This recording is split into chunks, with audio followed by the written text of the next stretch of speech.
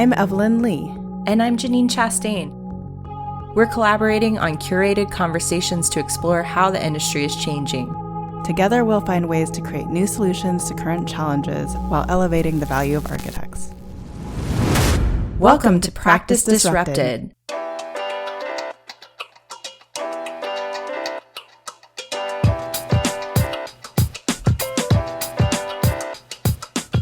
Hello, listeners. Hello, Janine. Hi, Evelyn. Hi, Disruptors. Throughout seasons 1, 2, and 3 on Practice Disrupted, we have been designing episodes specifically addressing a broad range of diversity, equity, and inclusion conversations, or EDI. We have one more coming up this season, and it is our goal to continue to develop and expand resources related to this topic. You can check out those past episodes in our show notes. Today's guest first joined us on the show in episode 16, where she participated in a shared discussion about the LGBTQIA+ architecture community. You can go back and listen to that episode to hear Yiselle's full story, but we've invited her back on the show to do a deep dive into her role as the Director of Justice, Equity, Diversity, and Inclusion at HKS. We're curious to know what it's like to position someone in this type of role within an architecture studio, and what lessons she can share with us for firms to learn about the adoption of leadership in a position of that scale. We're also going to ask her about some of the challenges she's up against in driving this type of change in her firm. Her role as the Director of Justice, Equity, Diversity, and Inclusion is an emerging position to staff in architecture practice. It's also really, if you look historically over larger corporations, is an emerging position into, I would say, business at large. I am really interested in having a conversation about how her role has evolved over time and where she thinks the role is headed in the future. The AIA simultaneously has also made EDI a strategic initiative, and they've just revised their equitable guides for practice. So if you didn't check it out the first time around, it's definitely worth checking out now. I've actually been using the equitable guides in some of my consulting work, and there are a lot of really great hidden resources within that resource that will expand the conversation in a lot of different capacities, but highly recommended. And we'll put the link to that in our show notes. But to jump to Yiselle's bio, Yiselle Santos Rivera is the medical planner and global director of Justice, Equity, Diversity, and Inclusion at HKS. With national and international experience on a broad range of healthcare, sports, residential, institutional, and commercial mixed-use projects, she thrives on designing for inclusive communities, building belonging through equitable practices, and empowering the next generation of leaders in the architecture, design, and construction industry. Yiselle is a published author, national speaker, and has been featured on various podcasts, and is the founder of We Inspiring Emerging Leaders in Design, or WIELD, which is a part of AIDC. She's the recipient of the 2019 AI Diversity Program Recognition Award, and she's a storyteller, as well as a 2015 Christopher Kelly Leadership Development Program Scholar, and the recipient of the 2018 AIA Associates Award. Let's cut to the interview. I am the Director of Justice, Equity, Diversity, and Inclusion at HKS, and I'm in the DC office. I'm also an architect and a medical planner. And I used to do healthcare work before taking on my role full-time. That does not preclude me from not doing work or not wanting to do work. Right now, I'm just focused on this work until we create a framework that is truly embedded in all aspects of the organization, and then everybody's accountable for the work, and everybody understands their role, their goal setting, and the opportunities that they have to make an impact with the organization. When in your HKS career were you kind of appointed to this role? At the end of 2018, HKS was going through the last portion of a strategic plan with a lot of visioning sessions to really look at what the vision for the next 5 years was going to be for the firm. In looking at the vision of the firm, there was a clear intentionality in wanting to focus on using metrics or frameworks to create a new value proposition for our clients that was more holistic, so encompassing of sustainability and other aspects of the work that we were doing. So we chose the UN Global Compact to be the framework that we were going to exist within. And in order to do that, we needed to create an environmental social governance structure to support the UN Global Compact. In order to do that, we needed people to focus on very specific sustainable development goals. And two of the goals or the SDGs that HKS was interested in putting a stake in the ground were gender equality and reduced inequities. So that required, or it was well understood that we were doing work already at HKS. We had programs like Better Together that were meant to elevate the conversation around gender equity in the firm. And there was a group of champions and conversations that happened somewhat regularly. But HKS wanted to be intentional in putting somebody in the role to be accountable for achieving those goals. So that's when they decided that at the end of that strategic plan, they were going to formally establish the ESG umbrella, and somebody within that umbrella would support sustainability, which at the time and still is our Chief Sustainability Officer. Then they would loop in our Citizen HKS work, so our public interest design group, which is our social group, and then our Director of EDI, or Equity, Diversity, and Inclusion, to support those particular SDGs. So advancing gender equity in the firm and reducing inequality, which is all just equity work, right? Establishing the frameworks, dismantling the barriers, providing people with access to opportunities. So I was asked to join that ESG umbrella March 2019. Were you voluntold? Did you volunteer? How did that come about? And, where does your passion in all of this really lie? So I think it's a little bit of everything. Mm-hmm. I have always been interested in this work. I was part of the Better Together Champions Network. I was always very vocal about the kind of content that I thought our firm should deliver and see. I was interested in elevating women in the profession. That's why I had created the WIELD initiative of Women Inspiring Emerging Leaders in Design. And I've always been interested in creating platforms for people to engage, create spaces for storytelling, for people to share their successes, their challenges. And as the Equity by Design coined, sort of their pinch points and your challenges in the profession. So because I was already doing that work, and I was doing that work through HKS, I gained visibility in the firm around these topics of equity. I had already created the AIADC Latin American Interior Designers, Engineers, and Architects Committee as well. So I was interested in my own identity for Latinx or Hispanic. And I think because of all of those things that were happening and my ability to use my voice to sort of create agency, and I had agency over the things that I was doing because I was an AIA, I knew the conversations, I knew what was happening. A lot of the things sort of came together where somebody in the firm knew the work that I was doing, was following WIELD online and social media, had heard my voice many times within this framework of the champions. So I was sort of asked, but I think the expectation was that I already wanted this role. And I think it's because I had emailed the CEO asking if HKS was considering hiring or elevating somebody to a chief diversity officer, because those conversations were sort of already happening. So right. when I was asked if I wanted to take on that role, it was one of these moments where my initial reaction was, of course, I have to do this. I'm already doing this outside of the firm. I know what it means to feel belonging and not feel belonging in the industry.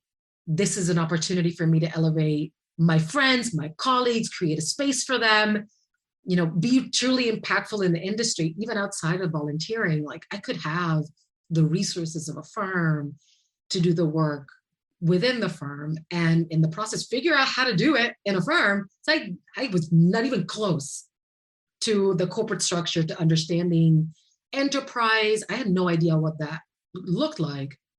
But in my mind, I was like, oh, I did wheels.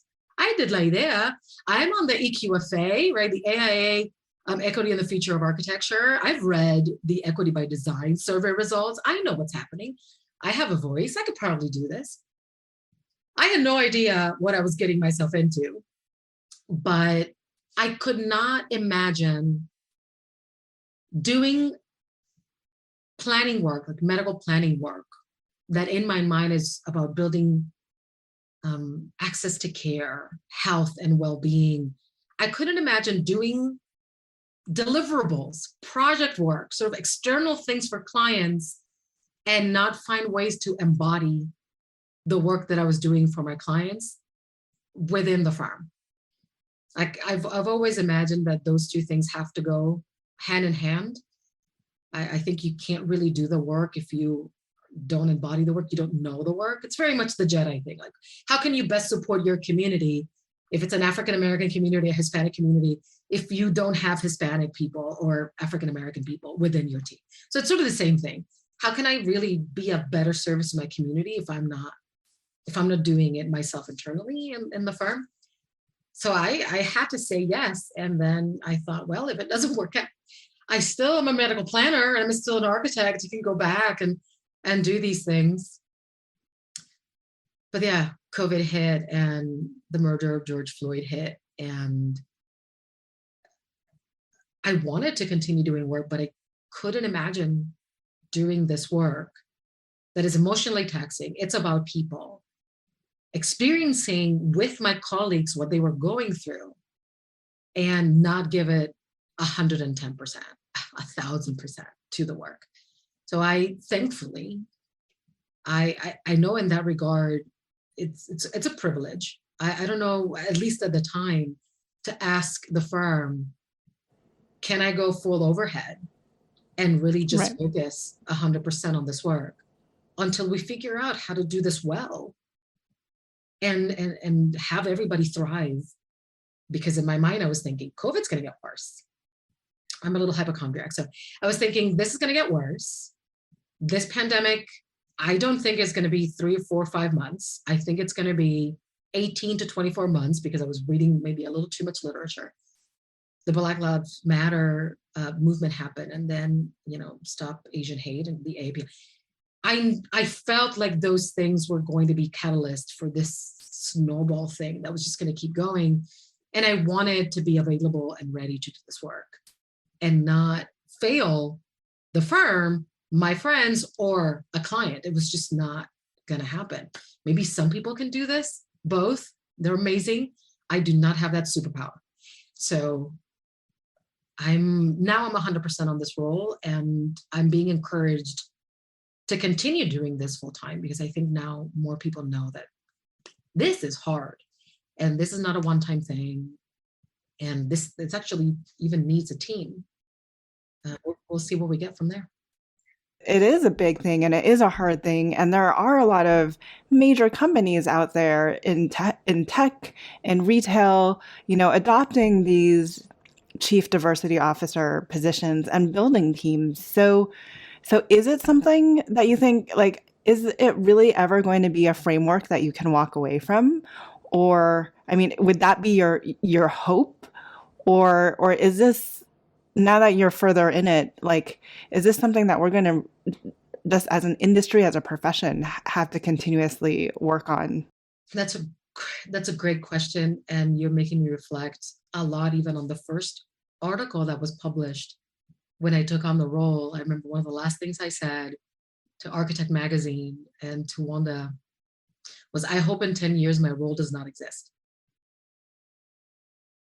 And my hope is still the same, because I would hope that we all do this, that this is a part of who we are. This is a part of our business proposition.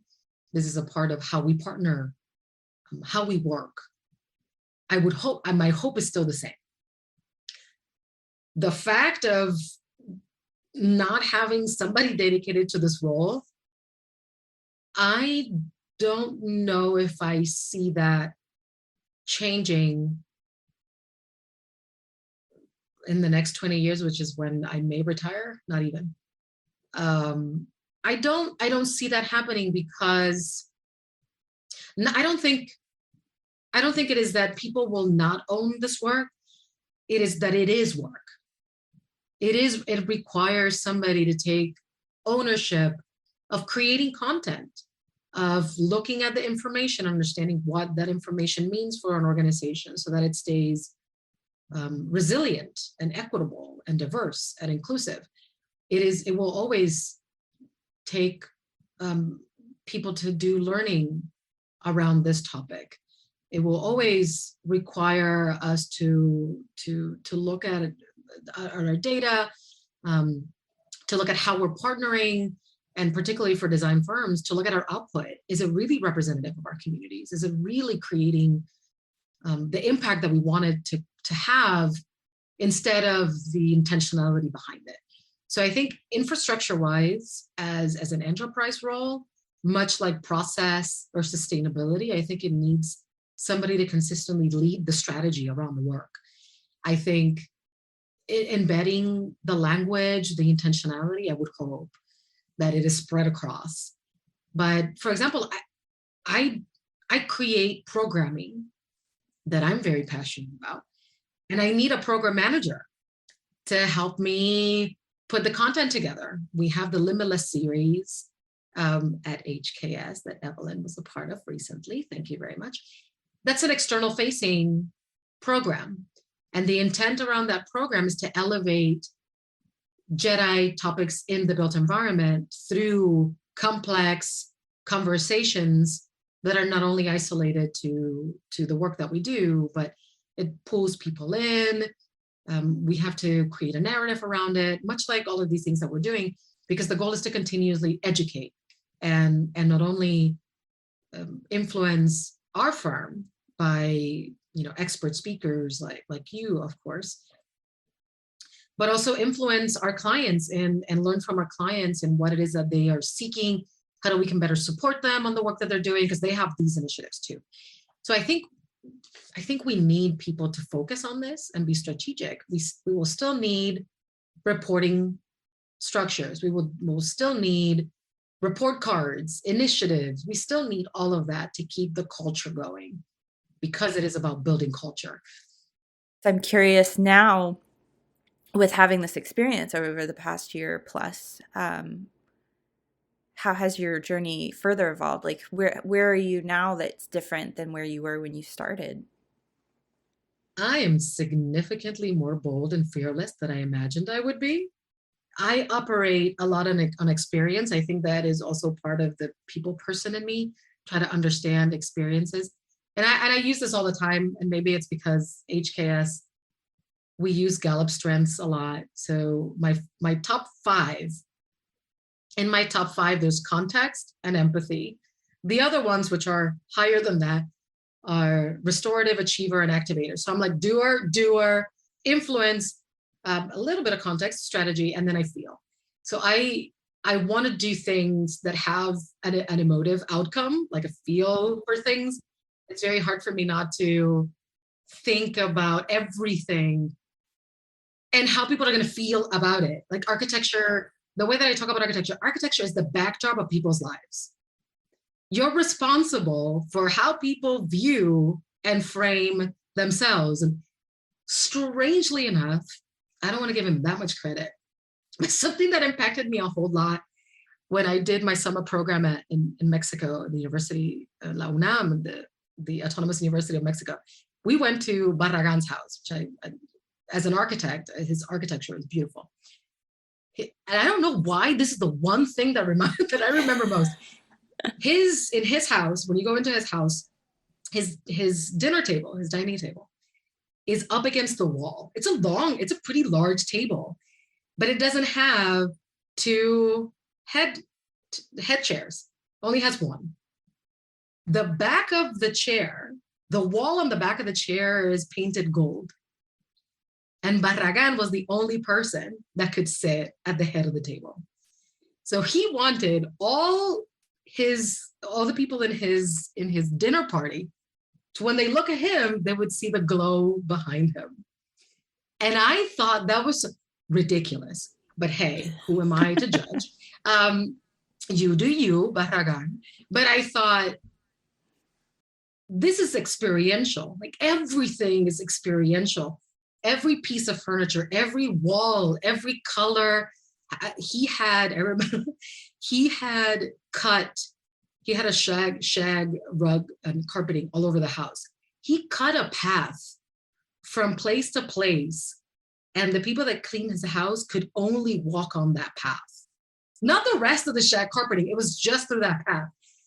And that was so formative for me. I was like, oh my God, the kind of impact that a single person can have on somebody else's perception of anything, how they traverse their day, how they engage in a conversation with this person was just so fascinating that I thought architecture is so powerful. If you really think about all of the components and how people interact, and I'm confident. Well, I don't want to say confidence. I'm not confident about most anything, but I can imagine that most of us through COVID, now that we are experiencing all of these things in the confines of your home, we're looking at space differently. When we want to gather, like, where are we going to go? Are we going to go outside? Is it open? Is it closed? There's so much that we could affect in the work that we do. And I wanted to sort of be part of that. So I feel now that I have more fearlessness in articulating that I feel more empowered about the work and the outcome of the work than I ever did before. I also reflect on that. I did almost every building type, from the oil minister's villa in Riyadh, the Richmond County Jail, which I'll be honest, I struggle with having worked on that project, but I learned a lot about that project. I did the chiller plant, but I also did beautiful Class A office buildings and beautiful, I even did a mall, multi-residential and hospitals. I've done all of this stuff. And the reason I wanted to do healthcare is because I wanted to impact how people live their lives, how they heal, how they thrive, how they do all of these things. And after this year of trying to reconcile with dealing with people and thinking about architecture, because that's my backdrop, like that's I'm also an architect, reconciling those two things together and then creating a narrative that empowered me to feel confident and know I can do this work because I'm an architect, which is different than somebody that was doing this work, that grew up sort of doing this work, organizational development or HR. I feel empowered to do this work in architecture because people strategy is business strategy, because architecture is about people, because all of these things are together. I think today I am in a place where I feel more confident in saying, this has to be an integral part in how we talk about architecture, how we talked about the built environment, how we talk about what we're doing. If we're really going to affect people's lives, because we are, either intentionally or unintentionally, then we have to think about all the people that are doing the work, how they're doing the work, why they're doing the work, and we have to empower them every day. And I didn't know how to articulate that 2 years ago. And I didn't know what that meant organizationally. I didn't know that I was going to want to ask for help. No, I didn't know that I was going to also recognize a bunch of my weaknesses. I'm good at doing stuff, and I'm kind of strategic. I'm actually, my Gallup strength, my last one, 34th is strategy. So I'm learning that. But I have a hard time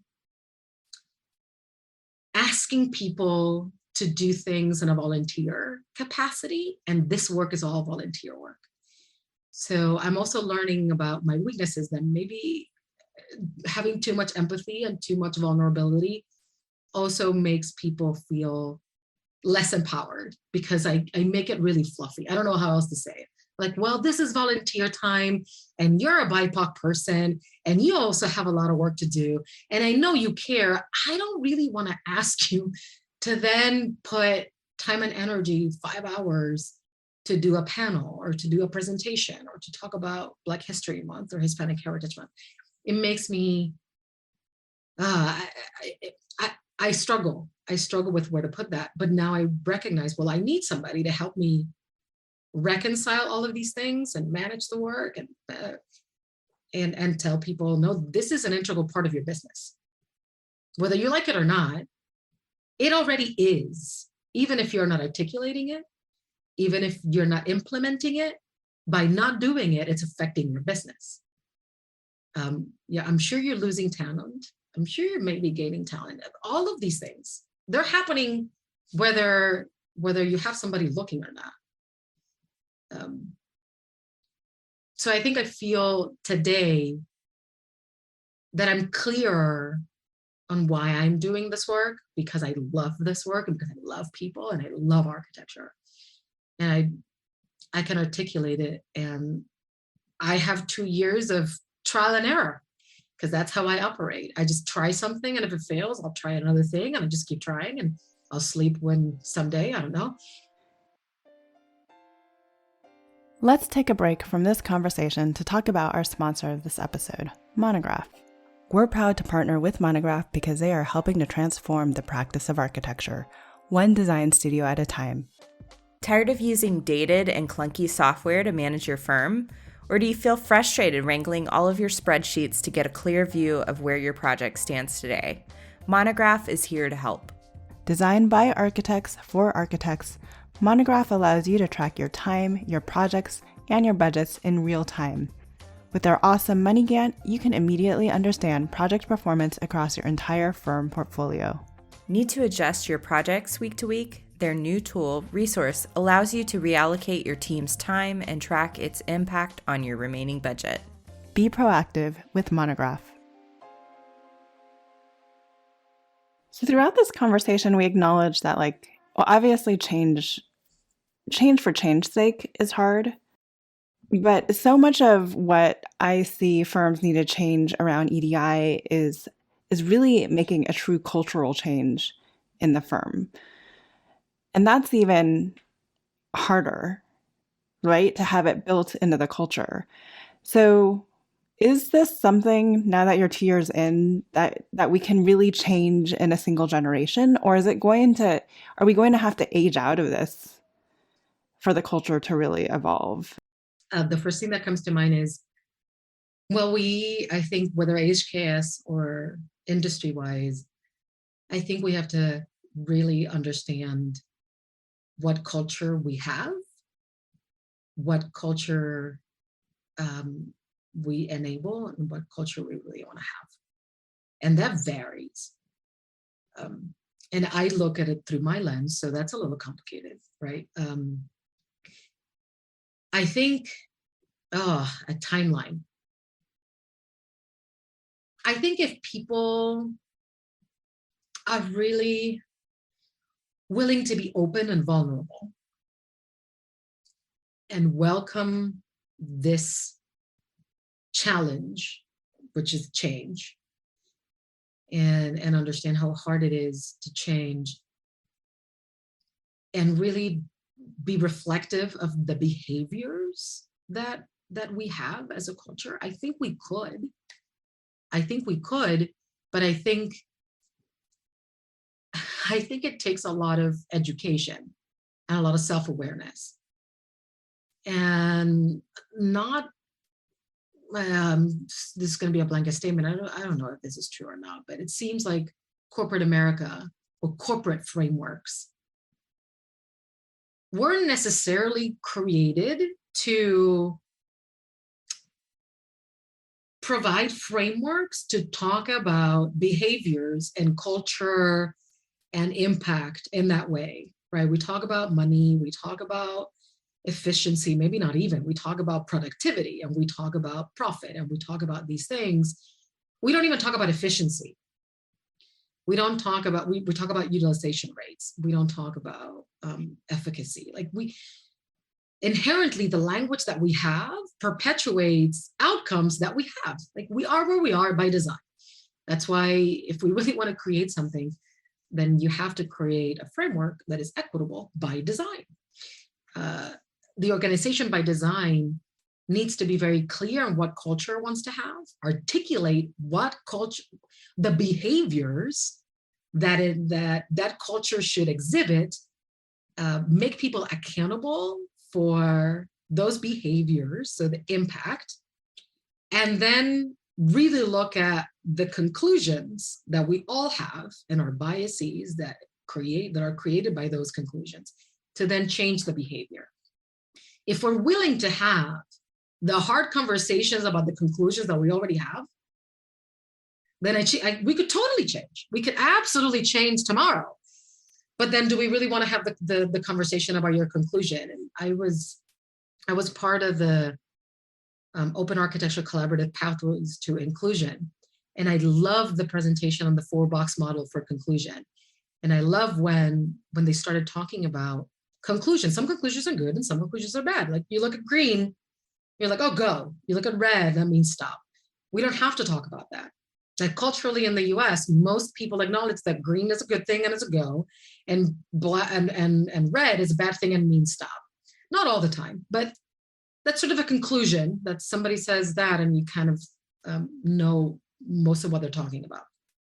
Then there's the conclusions that old people drive slow. That has some implications. Some of it has, there's grains of truth and all of these things. But then there are conclusions like, we can't teach critical race theory because it does X, Y, Z that are harmful. If we're willing to really have the conversations about what are the conclusions that you show up with when you're at the table, then we can have the conversation about why your behavior is enabling that conclusion. And then I will react to your behavior with my own behavior. And it's that positive feedback loop, and positive, not in the good or bad sense, but in the positive feedback loop of, it is a continuous incremental movement. I think if we're really comfortable, if we get to a place where we're comfortable, or we're challenging those conclusions, or even asking about that conclusion instead of reacting to the behavior, we could totally change.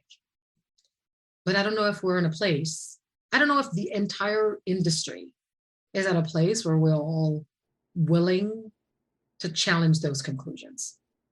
I don't think so, because back to your comment about priorities, like, the thing that I keep observing is just everybody's priorities are different. And so that makes it really hard in these conversations of change. Like, if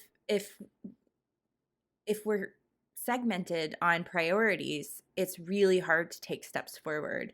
It makes the progress slower, and that is visible in so many ways. And I'm not gonna I think it's obvious, like, there's so many examples of that in the world.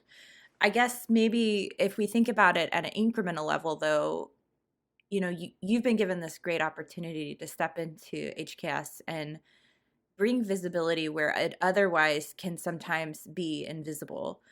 How do you see that you've been able to add value to the culture at HKS through your role? And how would other firms benefit by having someone in a role similar to like what you're doing?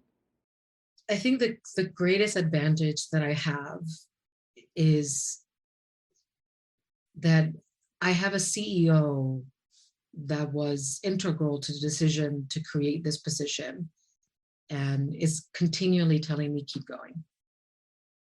And he absorbs a lot of the pushback that I don't receive.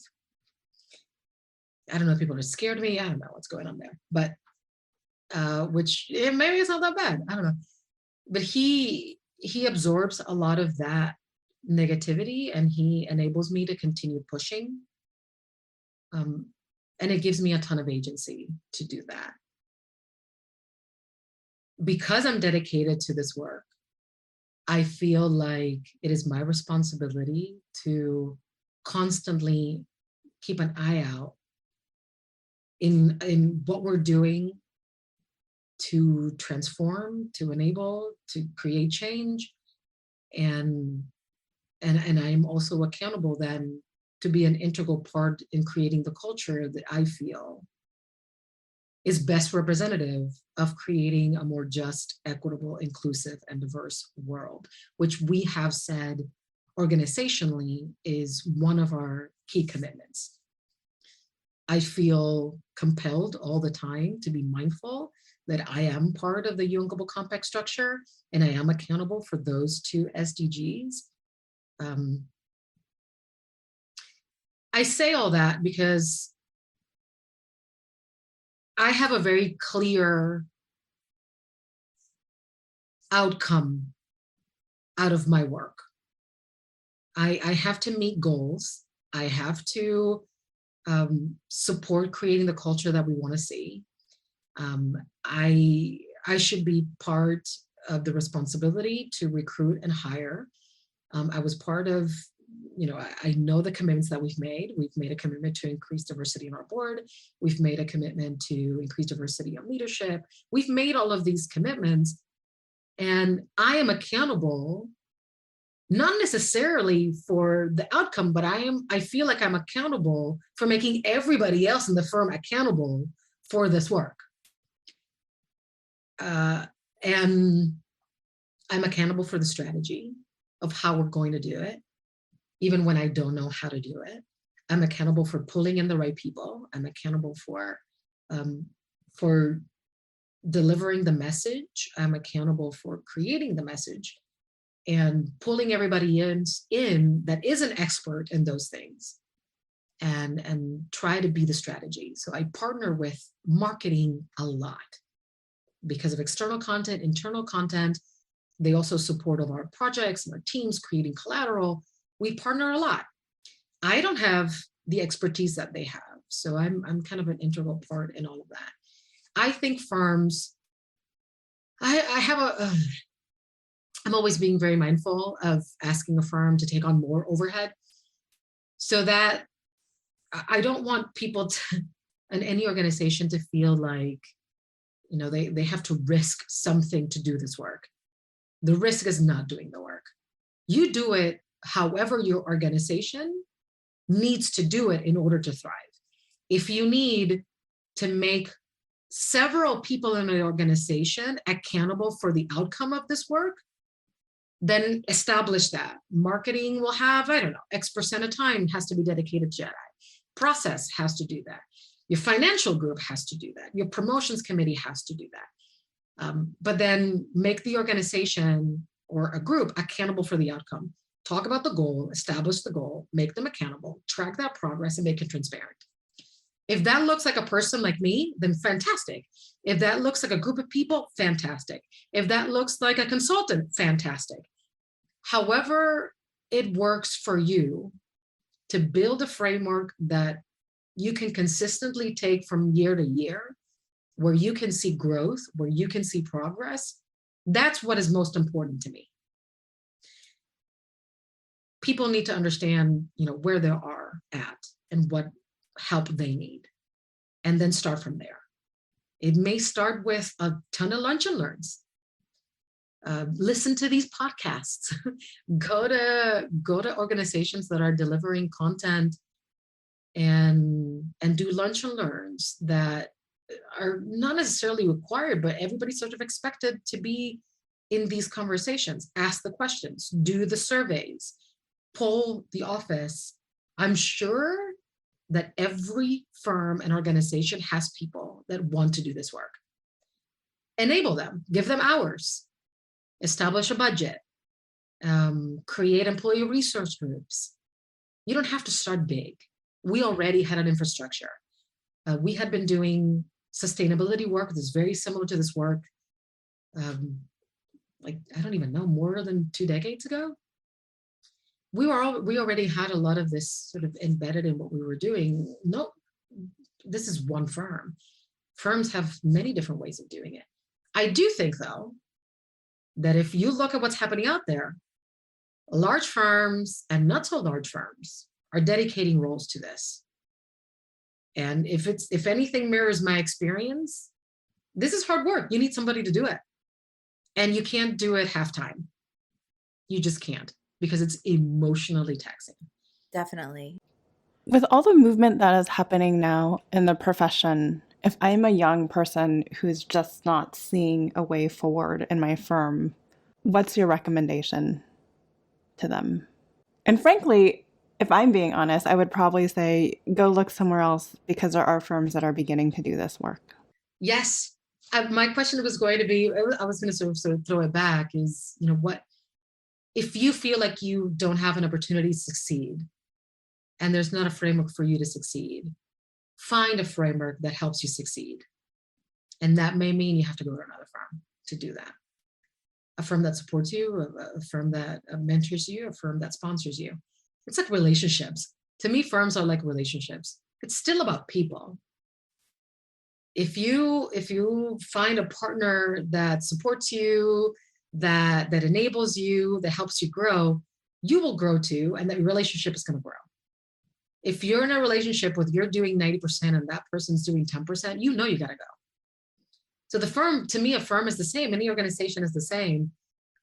If you've reached a point where you don't have a lot of agency, where you don't have a lot of power, where you don't have a lot of opportunity to affect change, and the consequence of that is that you're not unable to grow, then you have to seek other opportunities or push for a framework that would allow you to thrive. And that means many different things. Ask to be part of the Christopher Kelly Leadership Development Program, which is pivotal for me. Ask to be part of a professional development group, like a women's empowerment group, or ask to have time to be part of NOMA and build your community. For me, I didn't find my path to leadership asking for it in the firm. I found my community and my mentors and my peers through the AIA, the National Associates Committee, the Christopher Kelly Leadership Development Program, and ultimately I ended up on the AIA board because of all of these things. And it wasn't my firms, it wasn't any of the firms going, oh, I think you're phenomenal. You're going to be the next leader. I'm going to do all of these things for you to succeed. And I was going, oh, I need to find my community. I need to find my people. Where are they? And I'll tell you, my biggest mentors have been the National Associate Committee peers, and they're all like 10 years younger than me because I showed up late to the game. The Ryan Gans, the Corey Whites, Janines of the world. They're all sort of younger than me, but because of that experience, I learned from them. I grew from that experience, and then my growth, my agency, my opportunity to fail over there then turned into successes for my firm. So sometimes I think there's so many ways to tackle this. What is the sense of urgency? Like, are you done and get out? Do you have time and energy to devote to finding a different path that gets you to succeed? Do you have power and agency to create a different framework for others to succeed that will enable you to succeed? Are you the one that should be doing this for other people? So there's many ways to answer that question.